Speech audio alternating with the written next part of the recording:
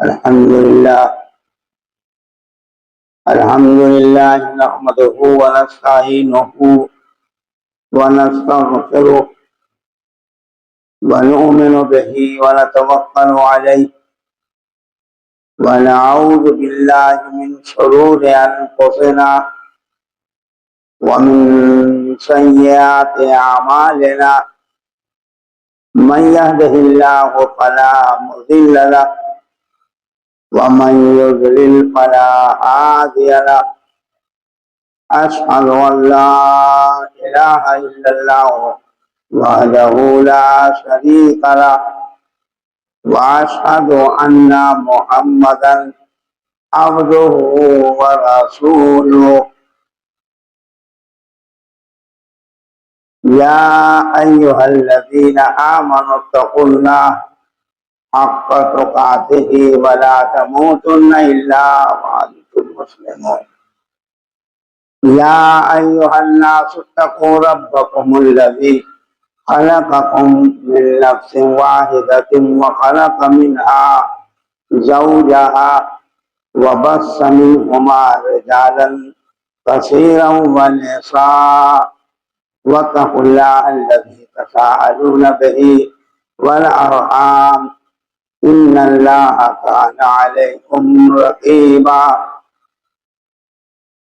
या अय्युहल्लज़ीना आमनुत्तक़ुल्लाह वक़ूलू क़ौलन सदीदा युस्लिह लकुम अमालकुम व यग़फिर लकुम ज़ुनूबकुम व मन युतिइल्लाह व रसूलहु फ़क़द फ़ाज़ फ़ौज़न अज़ीमा अम्मा बअद फ़इन्न ख़ैरल हदीस किताबुल्लाह व ख़ैरल हदी हदी मुहम्मदिन सल्लल्लाहु अलैहि वसल्लम व शर्रल उमूरि मुहदसातुहा व कुल्ल मुहदसतिन बिदअह व कुल्ल बिदअतिन ज़लालह व कुल्ल ज़लालतिन फिन्नार वक़ाल अल्लाहु तबारक व तआला फी मौज़िइन आखर तबारकल्लज़ी बियदिहिल मुल्क व हुवा अला कुल्लि शैइन क़दीर अल्लज़ी खलक़ल मौत वल हयात लियब्लुवकुम अय्युकुम अहसनु अमला व हुवल अज़ीज़ुल गफ़ूर अल्लज़ी खलक़ सबअ समावातिन तिबाक़ा मा तरा फी ख़ल्क़िर रहमान मिन तफ़ावुत फर्जिइल बसर हल तरा मिन फुतूर सुम्मा अर्जिइल बसर कर्रतैन यनक़लिब इलैकल बसरु खासिअन व हुवा हसीर।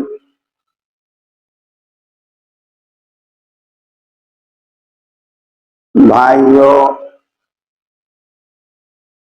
बुजुर्गों और दोस्तों,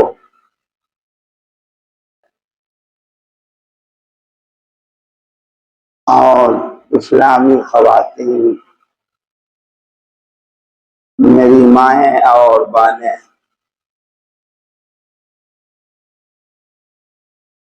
सूरे मुल्क की जो 29 पारा उसी सूरे मुल्क से शुरू होता है। सूरे मुल्क की 2-3 आयतें आपके सामने पढ़ी गई।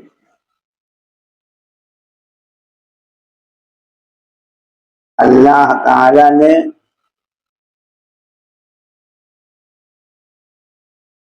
उस सूरत में फरमाया तबारकल्लज़ी बियदिहिल मुल्क,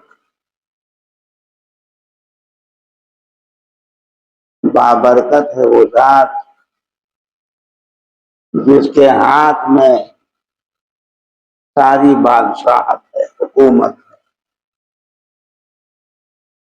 वह हुवा अला कुल्लि शैइन क़दीर, और वो हर चीज पर कादिर है।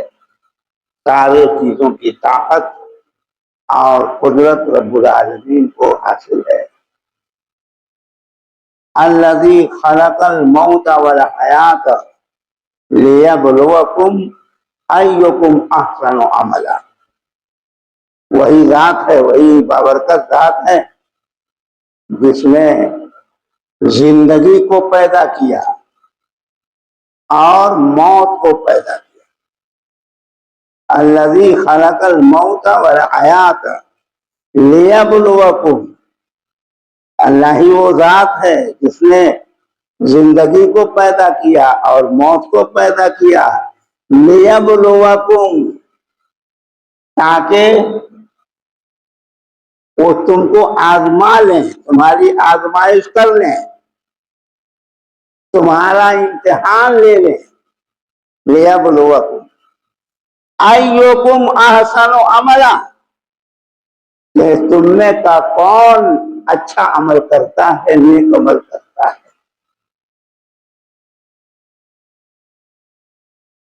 वहुवल अज़ीज़ुल गफूर, वही जबरदस्त है, गालिब है और अपने बंदों को बख्शने वाला है, माफ करने वाला है। अल्लज़ी खलक़ सबअ समावात तिबाक़ा, उसी जात ने 7 तबक 7 तक आसमान को पैदा किया। मा तरा फी खल्क़िर रहमान मिन तफावुत, क्या तुम उसमें कहीं फटन, कोई चुभन, कभी फटन कहीं पर देखते हो? मा तरा फी खल्क़िर रहमान मिन तफावुत फर्जिल बसर हल तरा मिन फुतूर, अपने नजर को दौड़ाओ आसमान की तरफ, देखो चारों तरफ के कहीं पर कोई फटन है, कोई फर्क है, कहीं पर सुराख नजर आ रहा है? बगैर खंभा के है।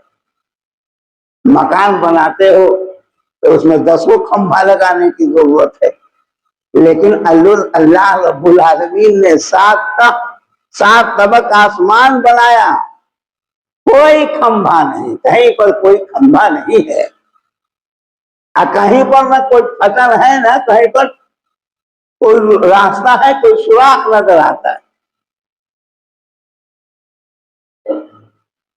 तो अल्लाह ताला ने इंसानों को जिंदगी दिया और फिर एक वक्त बना दिया, एक वक्त मुतय्यन कर दिया, मुकर्रर कर दिया कि तुमको यहां से जाना है। कोई रोक नहीं सकता, कोई उसको पकड़ के अपने पास रख नहीं सकता, कोई नहीं रोक सकता उसको, चाहे डॉक्टर हो, हकीम हो, चाहे दुनिया का बहुत बड़ा आदमी हो, बड़ी ताकत वाला हो, कोई रोक नहीं सकता। जब वक्त आ गया है, मौत का वक्त आ गया है, मौत के चंगुल में फंस गए हो, तो कोई नहीं बचा सकता, जाना ही है। फिर वो वारिसीन जिसके लिए आदमी सब कुछ करता है, वो बीवी, वो बेटा, वो बेटी, वो पोता और पोती और नवासा और नवासी,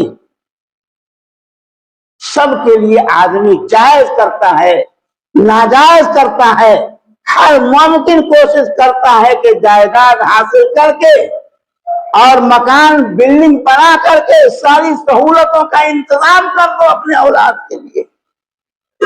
लेकिन जब आदमी की मौत आती है, मौत के चंगुल में आदमी फंस जाता है, तो वो सारे वारिसीन, वो सारी औलाद बेरहम बन करके, नहला करके, धुला करके और कफन पहना करके वो सोमन मिट्टी के अंदर दफन कर देता है और कहता है कि जा दुनिया में जो तुम किए हो पालो।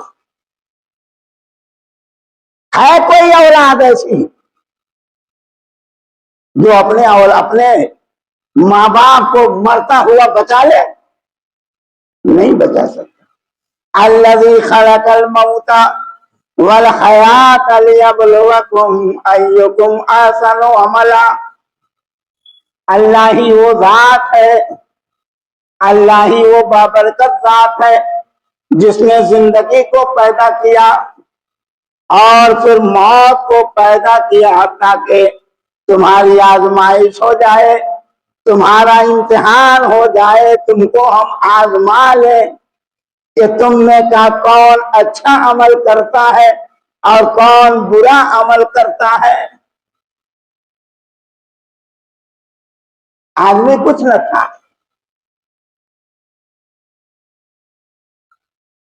कुछ नहीं था। माँ बाप की मुलाकात पर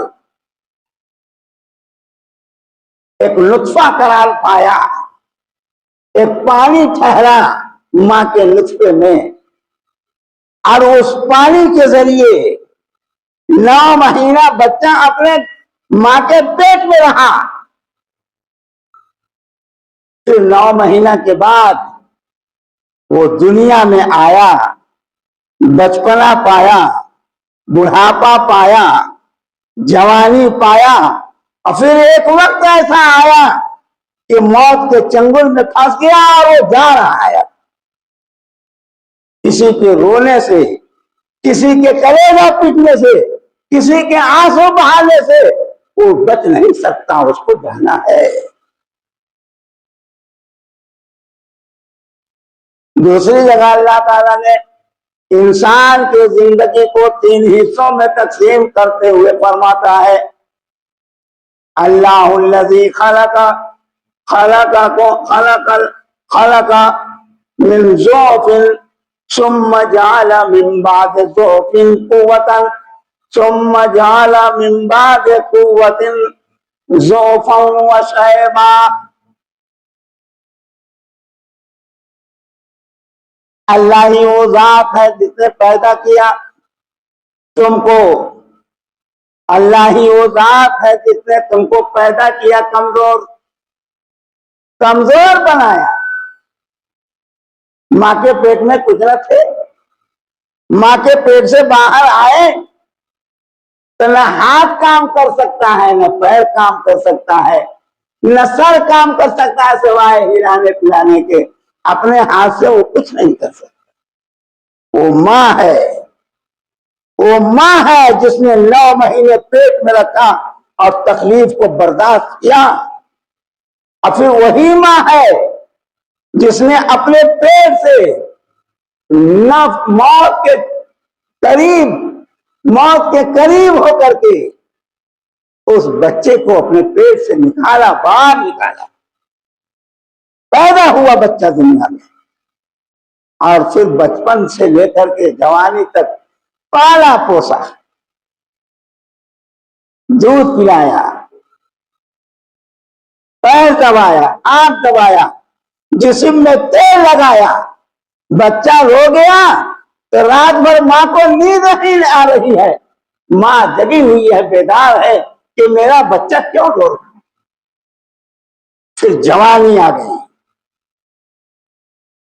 जवानी आ गई, और जवानी के अंदर तो अल्लाह ने वो कहा वहां पर कि अल्लाह ही वो जात है जिसने तुमको जो कमजोर बनाया, यानी बचपना में, सुम्मा जअला मिन बादि ज़ौफ़िन क़ुव्वतन, और फिर कमजोरी के बाद तुमको ताकत दिया, जवानी दिया, तुमको ताकत दिया, जवानी दिया। अब तुम अपनी ताकत जवानी के जोम में आकर के तुम सब कुछ कर सकते हो। चाहो तो तुम हवा के रुख को बदल सकते हो, चाहो तुम तो अपने माहौल, अपने घर के माहौल को, अपने मोहल्ले के माहौल को, अपने बस्ती के माहौल को बदल सकते हो, नेको साले कर सकते हो। और चाहो तो जवानी में खुराफात मचा करके, बिदअत करके, गुनाह करके, ज़िना करके, चोरी करके और शराब नोशी करके सारे खुराफात करके तुम जहन्नम बना सकते हो अपने माहौल को, अपनी बस्ती को, अपने घर को, अपने कबीले और मोहल्ले को तुम जहन्नम बना सकते हो। ये जवानी है। सुम्मा जाल मिन बाद कुव्वतिन ज़ुअफ़न व शैबा, और फिर जवानी के बाद, ताकत और कुव्वत देने के बाद अल्लाह ताला फिर उसको कमजोर बना देता है। कहा कि तुमको कमजोर बना दिया, कमजोर बना दिया। ऐसी कमजोरी के पैर न खड़ा रहा है, ऐसी कमजोरी के हाथ के अंदर कुछ उठाने की ताकत नहीं है, ऐसी कमजोरी कि दिमाग काम नहीं कर रहा है। पढ़ना चाहिए 4 रकअत नमाज तो वही रकअत पढ़ लेते, कुछ याद नहीं, सारी चीजें दिमाग से उड़ जाती है। और उसके बाद मौत आ जाती है कि चलो तुमको मैंने बचपना भी दिया, अल्लाह ने तुमको बचपना भी दिया, जवानी भी दी और बुढ़ापा भी दिया। अब तुमने इस बचपना, जवानी और बुढ़ापा के दौरान क्या किया? तुमने अल्लाह के हुक्म का पालन किया या फिर अल्लाह की मुखालफत की, अल्लाह की नाफरमानी की और अपने गुनाहों के जरिए अपने रब को नाराज कर लिया। चलो आप 100 मन मिट्टी के अंदर दफन हो, वहां भी तुम्हारा सवाल होगा, वहां भी जवाब देना है। कई दुनिया में तो जवाब देना ही पड़ता है। आदमी सब कुछ करता है, लेकिन अल्लाह ताला एक बीमारी भेज दे, सब कुछ किया हुआ खत्म। पैसा रख करके भी आप नहीं बच सकते, एक बीमारी में सब कुछ खत्म। और फिर मर गए तो मिट्टी के अंदर दफन किया, वो औलाद, वो बेटा, वो पोता, वो नाती, वो नवासा, वो खानदान के लोग, सब लोग आपको दफन कर दिया और चल लिया वहां से। अब क्या होगा वहां? क्या हो रहा है वहां? इसकी कोई औलाद फिक्र करने के लिए तैयार नहीं। हाँ, अगर अपने औलाद की तरबियत अपने सही की है, उसका माहौल अच्छा बनाया है, उसका मिजाज इस्लामी बनाया है, वो नमाजी और कुरानी उसको बनाया है, तो मुमकिन है कि वो नमाज के अंदर और नमाज के बाहर अपने बाप को, अपनी माँ को याद करता हो और वो कहता हो, रब हम कमा रब्बयानी सगीरा, ए हमारे रब तू हम पर रहम फरमा, हमारे माँ बाप, बूढ़े माँ बाप पर रहम फरमा जिसने मेरी परवरिश की है। वो औलाद जो नमाजी होगा, जिसकी तरबियत अच्छी होगी, वो ये दुआ करेगा। लेकिन वो औलाद जो जनाजा की नमाज से जाके पढ़ लिया, 5 वक्त नमाज से उसको कोई मतलब नहीं, चौक चौराहे पर बैठ करके खुराफात हो माँ बेटा और वो पोता कर रहा है, लेकिन अल्लाह की तरफ से मुअज्जिन ऐलान कर रहा है और पुकार करके दावत दे रहा है कि आओ नमाज की तरफ, आओ कामयाबी की तरफ, और सलातो खैरुम मिनन नौम, नमाज नींद से बेहतर है, ये ऐलान कर रहा है। लेकिन ये जवान औलाद, जवान बेटा, जवान बेटी, जवान पोता पोती और औलाद आराम से सोया हुआ है, उसको कोई मतलब नहीं इस्लाम से, कोई मतलब नहीं अल्लाह के हुक्म से, कोई मतलब नहीं मुअज्जिन के उस पुकार से, कुछ नहीं। तो वो औलाद का क्या होगा? एक तो माँ बाप परेशान हो रहा है, औलाद ने कुछ नहीं सोचा, और फिर उसको भी बुरा होना है, उसको भी जाना है। कोई जरूरी नहीं है कि बुढ़ापा आए तब भी जाओगे, जवानी में भी जा सकते हो और बचपना में भी जा सकते हो। इसलिए अल्लाह ने ऐसा बना ही दिया है ताकि बंदों को ये मालूम ना, ये ना रहे यकीन कि बुढ़ापा आएगा तभी मरे, तभी हम मरेंगे। नहीं, कभी जा सकते हो, जवानी में भी जा सकते हो और बुढ़ापा में भी जा सकते हो। जाना है, मौत तो हकीकत है, जाना है। और सामन मिट्टी के अंदर दफन होना है, वहां भी सवाल होगा, वहां भी सवाल होगा। एक बात मैं कह दूं कि मरने के बाद चाहे कब्र हो, चाहे हश्र का मैदान हो, चाहे जन्नत व जहन्नम का घर हो, हर जगह जबान अरबी होगी, अरबी जबान होगी। ये इंग्लिश जबान नहीं हो चलेगी वहां, ये हिंदी जबान या अपने माँ बाप वाली जबान, देहाती जबान वहां नहीं चलेगी, वहां अरबी चलेगी।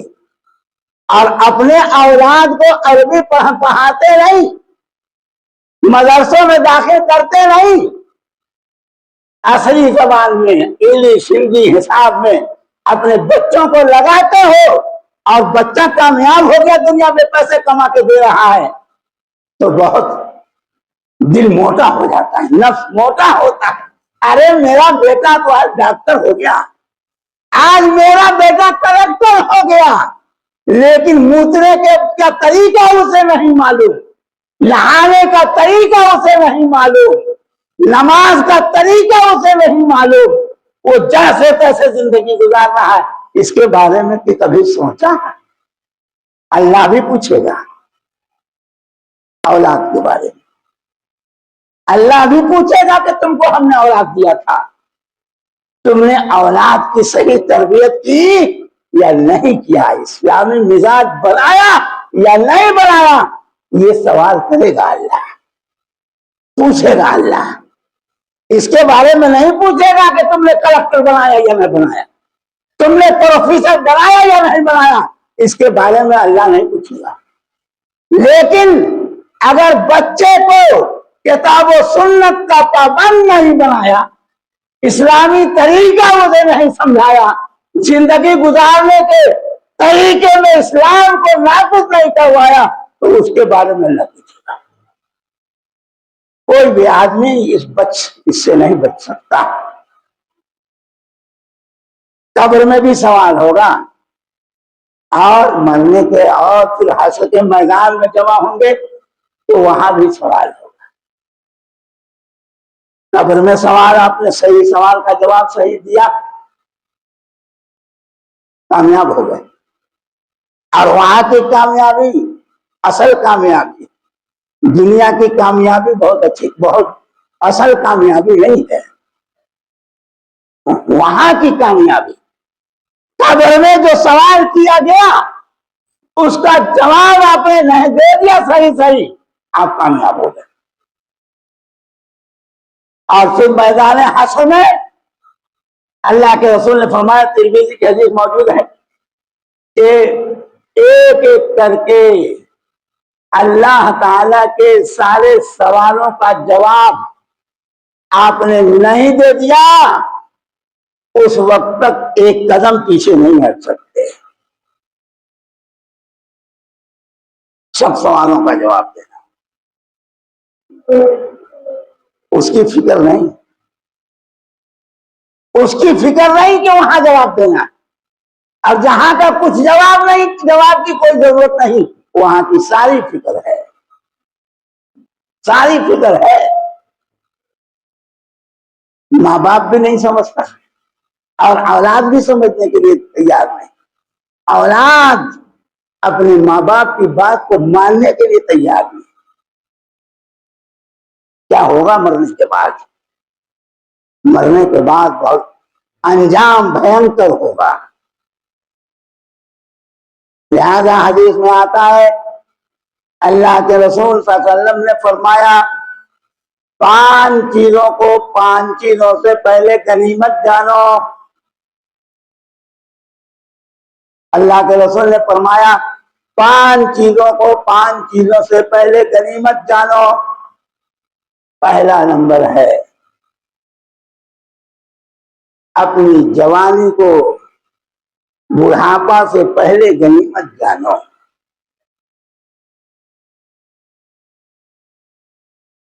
जवानी को बुढ़ापा से पहले गनीमत जानो। अल्लाह ने जवानी दी है, ताकत है हमारे पास, हाथ में ताकत है, दिमाग में ताकत है, जिस्म में ताकत है। और ऐसे ताकतवर लोगों को भी देखा हमने। उसमें अपने उस बाप की औलाद हूं जिसके बारे में पूरा महोबा जानता है कि मेरा बाप क्या था, आज दुनिया में रहा। वो बाप जो ताकत वाला था, अगर 10 वो नौजवान ताकत वाला भी घुस जाए तो मेरे बाप को पटक नहीं सकता। लेकिन आज वो हमारा बाप दुनिया में नहीं है, दुनिया में नहीं है, और कब्र के अंदर दफन है। वैसे ही हमें भी जाना है, और वैसे ही सबको जाना है, चाहे जवान हो या बूढ़ा हो या बच्चा हो, चाहे औरत हो या मर्द हो, सबको जाना है। और सबको 100 मन मिट्टी के अंदर दफन हो करके सवालों का जवाब देना है। और फिर मैदान हाशर में जो सवालात होंगे उसका जवाब भी देना है। मैं कह रहा था कि अल्लाह के रसूल ने फरमाया 5 चीजों को 5 चीजों से पहले गनीमत जानो। जवानी को बुढ़ापा से पहले गनीमत जानो। जवानी तुम्हें मिली है, ताकत है तुम्हारे पास, ठीक से बैठो। लगता है कि घर चौराहे पर बैठे हुए को, इतना भी तो समझो कि भाई अल्लाह के घर में बैठे, अल्लाह के घर में बैठे हैं, और अल्लाह रसूल की बात आपके सामने बताई जा रही है। 5 चीजों को 5 चीजों से पहले गनीमत जानो। पहला नंबर है जवानी को बुढ़ापा से पहले गनीमत जानो। दूसरा नंबर है सेहत और तंदुरुस्ती को बीमारी से पहले गनीमत जानो। सेहत को, तंदुरुस्ती को बीमारी से पहले गनीमत जानो। सेहत है, तंदुरुस्ती है, उसमें तुम कर सकते हो कुछ। अचानक अल्लाह ने बीमारी डाल दिया, अब तुम किसी काम के रहे नहीं, कुछ नहीं कर सकते। लिहाजा जवान तंदुरुस्ती को, सेहत को, तंदुरुस्ती को बीमारी से पहले गनीमत जानो।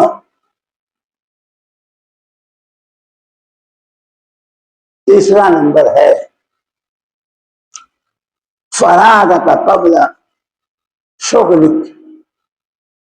फुर्सत को, फरागत को।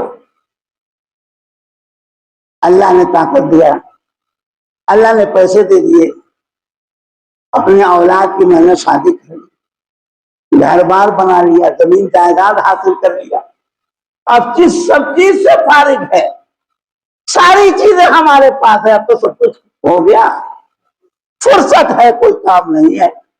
तो फुर्सत पा करके, फुर्सत पा करके फुर्सत को गनीमत समझो, और अल्लाह के हुक्म के मुताबिक और रसूल अकरम सल्लल्लाहु अलैहि वसल्लम के तालीम के मुताबिक जिंदगी गुजारो। हो सकता है कि फिर इसके बाद कोई ऐसी मशगूलियत आ गई, ऐसा काम आ गया कि उसमें फंस के रह गए और अल्लाह के हुक्म का पालन न कर सके।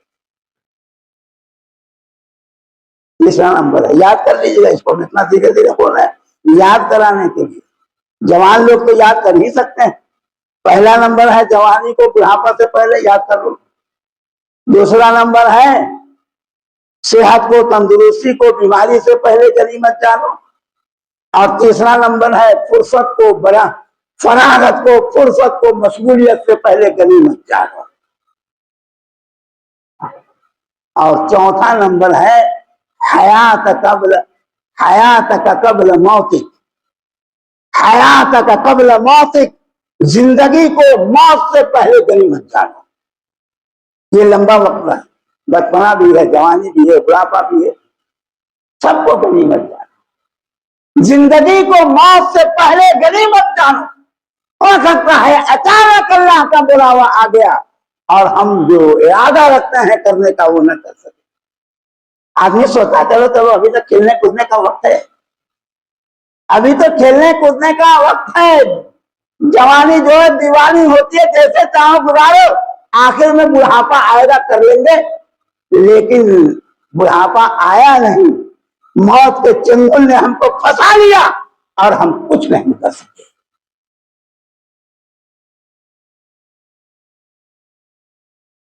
कै नंबर हो गया? 4 नंबर। 4 नंबर हुआ,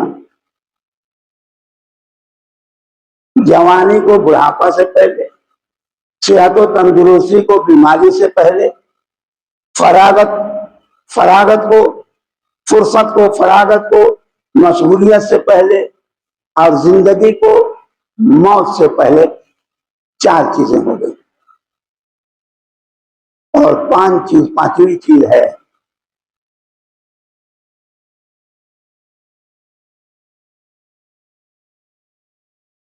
खुशहाली को। अल्लाह ने खुशहाली दिया है, पैसे दिए हैं, जमीन जायदाद दिया है, बिल्डिंग भी हम बना चुके हैं, सब कुछ है हमारे। कहा कि इसको खुशहाली को भी गनीमत जानो, मोहताजी से पहले हो सकता है अल्लाह ताला ऐसा अजाब भेज दे और तुम्हारा सब कुछ खत्म हो जाए, तुम फकीर हो जाओ और उस वक्त अफसोस करने के अलावा दूसरा कुछ नहीं कर सकते।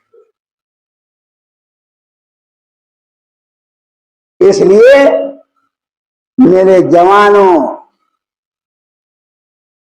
और मेरे बूढ़े लोग, बुजुर्ग लोग और मेरी माएं और बहनें, कान खोल करके सुन लो और दिमाग में इस बात को बैठा लो अपने जहन में कि आज ही से अल्लाह के फरमान को और रसूल अकरम सल्लल्लाहु अलैहि वसल्लम के तालीम को हम नहीं छोड़ेंगे। अल्लाह ने जो फराइज़ हम पर आयत किए हैं उसकी हम पाबंदी करेंगे, इस्लाम की रोशनी में हम जिंदगी गुजारेंगे। यकीनन हमारी दुनिया भी अच्छी हो जाएगी और मरने के बाद की जो जिंदगी होगी वो भी अच्छी होगी, दुनिया में भी ठीक, मरने के बाद भी ठीक। अल्लाह ताला से दुआ कि वो जाते बारी हमें और आपको और तमाम मुसलमानों को, तमाम माओ और बहनों को सही समझ दे, किताब और सुन्नत का आमिल बना दे, जो फराइज़ उन पर आदि है आयद हैं उनके पाबंदी की तौफीक दे दे। रब्बना तक़ब्बल मिन्ना इन्नका अंतस समीउल अलीम व तुब अलैना इन्नका अंतत तव्वाबुर रहीम।